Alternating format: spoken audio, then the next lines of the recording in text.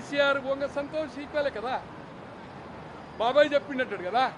కేటీఆర్ అయితే సీఎం ఇంట్లో ఉంటుండు కదా, తో ఆయన చెప్తే ఆయన కవిత మీద చేయించాడు. లేకపోతే సంతోష్ తోటి చెప్పి కవితకు సంతోష్ కూడదు కదా. హరీష్ రావు గారి పేరు చెప్పిండు.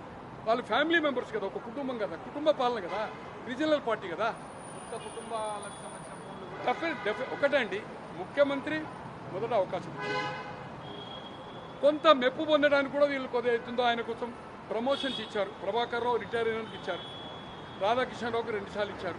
అతనికి ఎస్ఐ నుంచి ఆయన బ్యాచ్ వాళ్ళు 2007 నుంచి ఒకటేసారి 2 ప్రమోషన్లు అయి డిఎస్పీ అయ్యాడు. ఎవరు ఆయన? ప్రవీణ్ రావు, ఆయన పేరు ప్రణీత్. డెఫినెట్లీ వెల్ మా ఎస్సీ, నేను కూడా అదే ఎస్సీ అంటే సేమ్ కాస్ట్ తో వచ్చేసిండ్రు. మళ్ళా మనోడే వేస్తాడు, దేశంలో ప్రధాని అవుతాడు. మోడీ లేదు, గీడీ లేదు, మహారాష్ట్రలో పెట్టిండు, పార్టీ పెట్టిండు కదా, మొత్తం దేశం తిరిగిండు కదా, అవుతాడు, మన పార్టీ వస్తుంది అనుకున్నాడు. ఇట్లా అవుతుంది అనుకోవాలి కదా. ఏది ఏమైనా దీంట్లో కఠినాతి కఠిన నిర్ణయము బీజేపీ వాళ్ళు చేయాలి. ఈరోజు సిట్ ఏదైతే చేస్తుందో అన్ని వేళ్ళు అక్కడికే. ప్రభాకర్ రావు చెప్పినా రేపు ప్రభాకర్ రావుకు ఆగస్టు 5 వరకే ఉంది. ఆగస్టు 5 తర్వాత ఆయన సహకరించడం లేదు.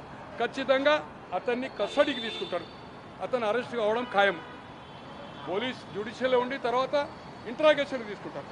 అప్పుడు ఆయన బయటికి రావాలి. ఆల్రెడీ రాధాకిషన్ రావు గారి స్టేట్మెంట్ కానీ భుజంగరావు గారి ఇన్స్ట్రక్షన్ ఆఫ్ సీఎంఏ కదా. తో సీఎం దీంట్లో ఏదైతుందో ఇరికిపోయిండు, తప్పించుకోలేదు. చరిత్రలో ఇటువంటి చరిత్ర లేదు.